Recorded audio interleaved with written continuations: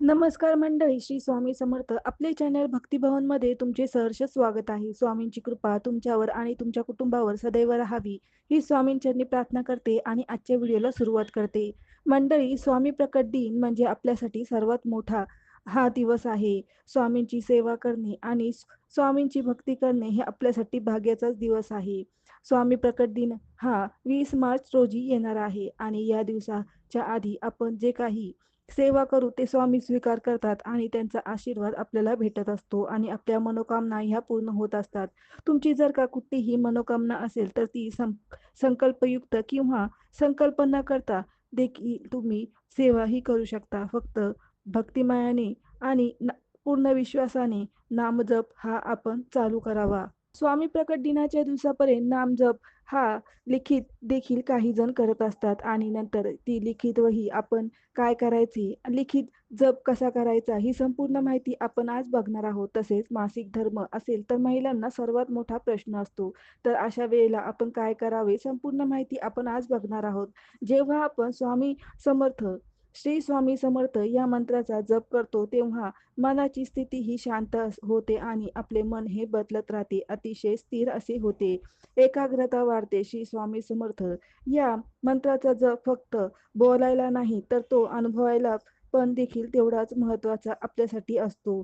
म्हणजे स्वामींचे नाव घेतात स्वामी आपल्या डोळ्यासमोर उभे राहतात, म्हणजे स्वामी हाकेला उभे असतात. असे हे स्वामींचे अद्भुत अद्भुत असे चमत्कार असतात. नेहमी आपल्याला मनात ठरवायचे की आपण आणि आपले नामजप आपण करत राहायचा आणि स्वामी आपल्या सोबतच आहेत. काही जणांना त्यांचा अनुभव देखील येत असतो. स्वामींचे नाम जप नेहमी स्थिर आणि शांत एकाग्र मनाने करावा. मन हे चंचल आहे, ते कधी एका जागेवर थांबत नाही. त्याला स्थिर ठेवण्याचा आपण प्रयत्न करायचा असतो. स्वामींची मूर्ती डोळ्यासमोर आपण आणायची असते आणि जप करावा. स्थिर शांत मनाने केलेलं नामजप हा नेहमी फलदायी असतो. सगळे दिवस हे सारखे नसतात. कधी दुःख येतं, कधी आनंद येतो. आयुष्यात कधी काही ना काही आपल्यासमोर दुःख येतच असतात. साधारण कुणी आपल्याला उलट जरी काही बोलले, लहान मुले, मोठी माणसे, तरी आपले मन हे दुःखी होते आणि आपण निराश होतो. अशा वेळेस आपण आपले मन हे दुखवले जाते आणि अशा वेळेस आपण उदास न होता काही क्षणातच मनामध्ये आपण नामजप स्मरण करावे. स्वामींचे नाम हे घेत राहावे. आपली मनाची स्थिती ही आपोआप बदलत राहते. किंवा आपल्याला एखादीची गोष्ट करायची असते आणि आपण खूप प्रयत्न करतो, कष्ट करतो, तरी देखील आपल्याला ती गोष्ट होत नाही. तर अशा वेळेस देखील आपण नामजप स्मरण करावे. लिखित स्वरूपाचा नामजप स्मरण करणे देखील आपल्यासाठी खूपच असा फायदेशीर असतो. विश्वास ठेवल्याने आपल्या आयुष्यात खूप असे बदल होत असतात. स्वामी हे आपल्या हाकेला उभे असतात. त्यांचा त्यांचा आशीर्वाद हा आपले आयुष्य बदलून टाकतो. तो तुम्ही तुम्ही नामजप स्मरण हे मानसिक देखील किंवा करू शकता किंवा लिखित स्वरूपाचा देखील करू शकता. हा जप करणे म्हणजे आपल्या आयुष्यातील अडचणी दूर करणे असते, संकटे दूर करणे असते. तर बघा, मानसिक जप हा आपण उठता बसता करू शकतो, पण लिखित नामजप स्मरण करणे कसा करावा तर बघा, सेवा करण्यासाठी अंतःकरण सुद्धा तेवढे शुद्ध आणि शांत असणे गरजेचे आहे. एखादी नवीन वही आपण घ्यायची असते. आजकाल मार्केटमध्ये देखील नामजप स्मरणासाठी एखादी वही उपलब्ध झालेली आहे. लिखित स्वरूपात आपल्याला जर का नामजप स्मरण करायचं असेल तर आपण एक वही घ्यावी, कुठलीही घेऊ शकता, ती नवीन असावी. त्या आणि एक लाल पेन घ्यायचा आहे. नामजप करण्यासाठी तुमची इच्छेनुसार तुम्ही शेवटी भाव महत्वाचा आहे. आणि तुम्ही पान पूर्ण भरून देखील लिहू शकता किंवा 3, 5 किंवा 4 पाने देखील तुम्ही लिहू शकता. तुमच्या इच्छेनुसार तुम्हाला जेव्हा वाटेल तेव्हा तुम्ही तेवढे त्यांचे श्री स्वामी समर्थ, श्री स्वामी समर्थ, श्री स्वामी समर्थ असे रोज तुम्ही 108 वेळा देखील लिहू शकता. एका दिवसाला तुम्ही हे असे करू शकता. शक्य असेल तेवढा वेळ तुम्ही लिहावे. जेव्हा तुम्ही लिखित नाम जप करता तेव्हा तुमची किती वेळा लिहिले हे मोजायचे नाही. किती पण वेळा लिहू द्या. भक्ती आणि श्रद्धेने आणि विश्वासाने लिहिणे महत्वाचे आहे. स्वामींवर पूर्ण विश्वास हा ठेवायचा आहे. नामजप करताना काही नियम देखील आहेत, ते देखील तुम्ही पाळले पाहिजेत. बघा, श्री स्वामी समर्थ हे पूर्ण नाव हे वरच्या रेषेला पूर्ण चिटकून असे लिहायचे आहे. मध्यभागी खालच्या रेषेला असे लिहायचे नाही. पेन हा लालच असावा. लिहायला बसण्याआधी आपण एक आसन घ्यायचे आहे.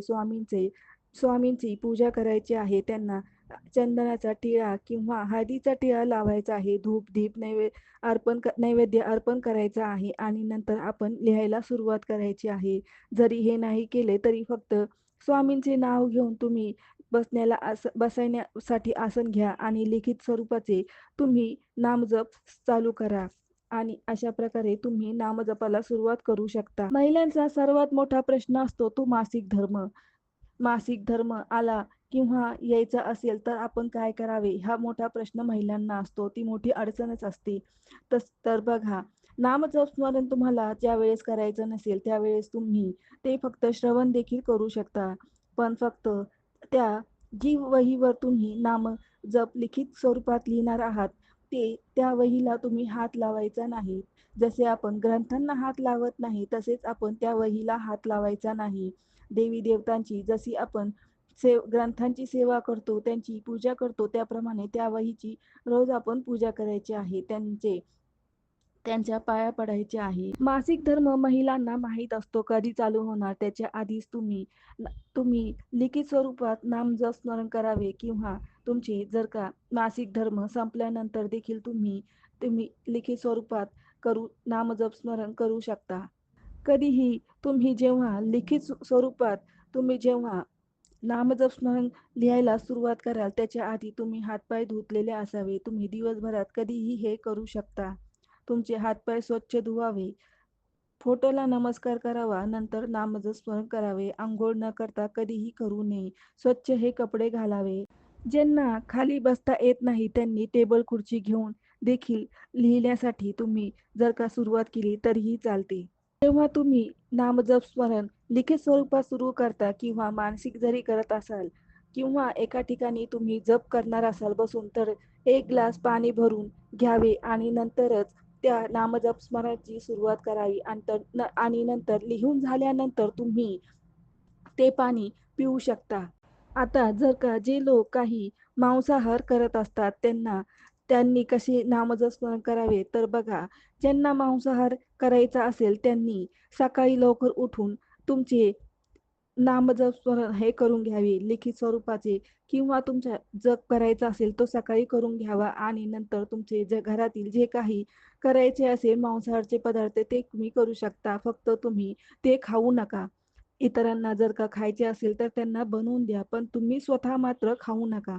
तुमची जर काही इच्छा असेल, कुठली मनोकामना असेल ती पूर्ण करण्यासाठी देखील हा लिखित स्वरूपाचा नामजप स्मरण हा खूप फायदेशीर असतो. तुम्ही संकल्प करून तुमच्या मनातली इच्छा सांगून महाराजांच्या मंदिरात किंवा मठामध्ये किंवा तुमच्या घरातील मंदिरासमोर तुम्ही एक नारळ आणि खडीसाखर ठेवा आणि महाराजांना तुमची इच्छा सांगा. हातात पाणी घ्या, त्याच्यात हळद कुंकू अक्षदा ठेवा आणि तुमचे गोत्र सांगा, नाव सांगा आणि त्यांना सांगा की महाराज मी ही संकल्पयुक्त सेवा सुरू करत आहे. त्यासाठी तुम्ही माझी इच्छा जी तुमची इच्छा आहे ती सांगावी आणि नंतर ते संकल्प सोडावा. संकल्प करताना तुम्ही किती दिवस हे करणार आहात, किती वेळा करणार आहात ही संख्या निश्चित ठेवा. जागा एक निश्चित ठेवा आणि तुम्ही जे काही आसन घेणार आहात ते देखील एकच ठेवावे.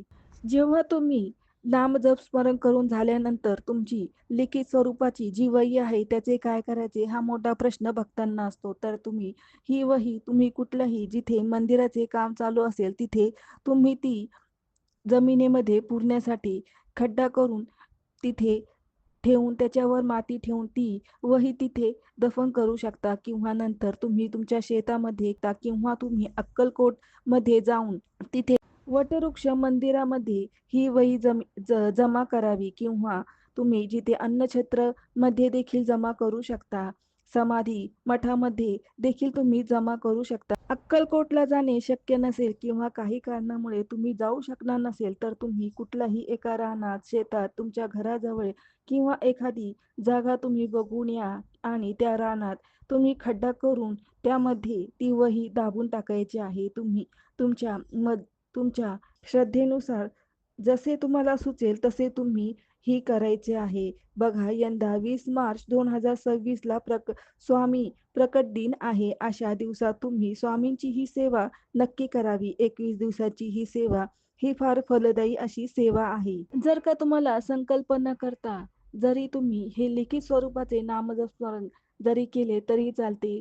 फक्त हे प्रकट दिवसापर्यंत पूर्ण नाही झाले तरी चालते. तुम्ही फक्त ही सेवा चालू ठेवावी आणि नंतर त्या वहीची तुम्हाला सुचेल तसे तुम्ही हे वही तुम्ही विसर्जित करावी. 27 फेब्रुवारी ते 20 मार्च पर्यंत तुम्हाला या कालावधीमध्ये तुम्हाला 21 दिवसाची ही सेवा करायची आहे. स्वामींची सेवा, स्वामींची भक्ती, जे काही स्वामींविषयी तुम्हाला भक्ती आहे, विश्वास आहे, तो तुम्ही या दिवसामध्ये नक्की करावा.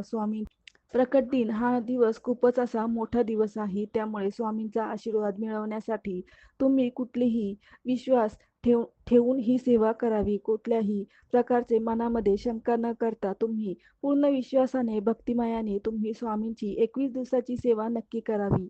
तर मंडळी, अशा प्रकारे 21 दिवसाची सेवा कशी करावी, लिखित स्वरूपात कशी करावी, नंतर त्या वहीचे काय करावे, ही संपूर्ण माहिती आपण आजच्या व्हिडिओमध्ये बघितली. व्हिडिओ आवडला असेल तर नक्की लाईक करा. आता भेटू पुढच्या व्हिडिओमध्ये. तोपर्यंत श्री स्वामी समर्थ.